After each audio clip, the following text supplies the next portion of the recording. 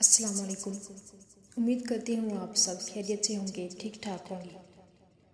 آج کے اس ویڈیو میں آپ کو بتاؤں گی ایک چور کی کہانی، ایک چور کی توبہ کا قصہ۔ کسی زمانے میں ایک چور بادشاہ کے محل میں چوری کرنے کے ارادے سے گیا۔ رات کا وقت تھا اور محل کے ایک کمرے سے بادشاہ اور اس کی بیوی کی گفتگو کی آواز آ رہی تھی۔ وہ کھڑے ہو کر سننے لگا۔ اگرچہ ایسا سننا غلط ہے، ناجائز ہے، چوری ہے، لیکن چور تو چوری ہی کرنے آیا تھا، تو اسے سننے میں کیا چیز مانع ہوتی؟ آخر وہ چور ہی تو تھا۔ اس چور نے سنا کہ بادشاہ اپنی بیوی سے کہہ رہا ہے کہ میں اپنی بیٹی کی شادی ایسے آدمی سے کروں گا جو نہایت متقی اور پرہیزگار ہو، بہت اللہ والا ہو۔ جب چور یہ بات سن رہا تھا تو اس کے دل میں خیال آیا کہ کیوں نہ میں کچھ ایسا بن کر دکھاؤں کہ بادشاہ میرے ہی ساتھ شہزادی کی شادی کر دے۔ دل میں ایک ہرس پیدا ہو گئی۔ اب وہ چوری کرنا تو بھول گیا، لیکن دھوکہ دینے پر اتر آیا اور گھر جا کر بہت دیر تک سوچنے لگا کہ کس طرح میں اس بات میں کامیاب ہو سکتا ہوں۔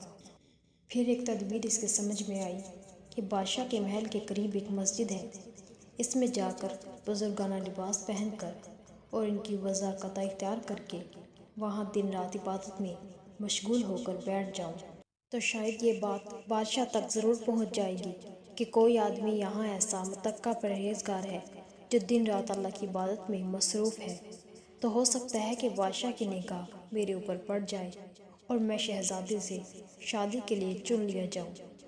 یہ اس چور کا ایک نہایت حقیر اور ذلیل دنیاوی مقصد تھا جس کے لیے اس نے یہ ارادہ کیا۔ پھر اس نے اپنے پروگرام کے مطابق بزرگانہ لباس و پوشاک اختیار کر کے اس مسجد میں جا کر نمازوں پر نمازیں، ذکر و تلاوت، مراقبہ سب شروع کر لیا۔ دن گزرتے رہے اور لوگوں میں شہرت ہوتی گئی کہ کوئی اللہ کے بڑے ولی یہاں آ گئے ہیں جو دن رات عبادت کرتے ہیں۔ یہاں تک کہ یہ بات بادشاہ تک پہنچ گئی کہ یہاں کوئی اللہ والے آ کر بیٹھے ہیں، جوان، زہد و عبادت میں لاجواب، تقویٰ طہارت میں بے نظیر۔ جب بادشاہ کو یہ بات معلوم ہوئی تو انہوں نے اپنے ارادے کے مطابق غور و فکر شروع کر دیا کہ شہزادی کے متعلق جو سوچا تھا اس کے لیے اسی کا انتخاب کیوں نہ کر لیا جائے۔ بادشاہ نے اس سلسلے میں اپنے وزیر کو بھیجا۔ وزیر اس شخص کے پاس مسجد پہنچا اور باادب ہو کر اس سے کہا کہ میں آپ کی خدمت عالیہ میں بادشاہ کی طرف سے ایک پیغام لے کر آیا ہوں۔ اس نے پوچھا کہ کیا پیغام ہے؟ وزیر نے بتایا کہ بادشاہ نے کئی سال پہلے یہ فیصلہ کر لیا تھا کہ وہ اپنی بیٹی کا نکاح ایسے شخص سے کریں گے جو بڑا متقی و پرہیزگار ہوگا، اللہ والا ہوگا، اور وہ اس کی تلاش میں تھے۔ ان کی جو نظر گئی تو نظر انتخاب آپ پر آ کر رک گئی، لہٰذا بادشاہ نے مجھے بھیجا ہے کہ اس سلسلے میں آپ سے گفتگو کروں۔ یہ شخص جو دراصل اسی تمنا و آرزو میں یہاں آ کر بیٹھا تھا، بہت دیر تک وزیر کی گفتگو سنتا رہا۔ اس کے بعد اس کی آنکھوں سے آنسو جاری ہو گئے۔ وزیر نے پوچھا کہ کیا بات ہے، تو کہنے لگا کہ آج جو پیغام لے کر آپ یہاں آئے ہیں، یہ پیغام مجھے منظور نہیں ہے۔ وزیر نے کہا کہ کیوں منظور نہیں؟ اس شخص نے دیکھیے، میں صاف صاف بات آپ کو بتاؤں گا کہ میں اصل میں ایک چور تھا اور ایک مرتبہ بادشاہ کے محل میں چوری کے ارادے سے گیا تھا۔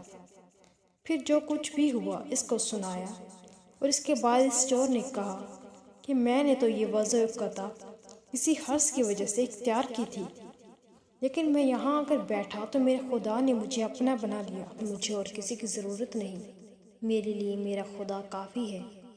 بے شک جب عبادت عبادت ہو جائے، نماز نماز ہو جائے، ذکر ذکر ہو جائے اور ہماری دیگر عبادتیں واقعی عبادت ہو جائیں، تو بے شک یہ نمازیں اور عبادتیں انسان کو برائیوں سے روکتی ہیں۔ بے شک جزاک اللہ خیرہ۔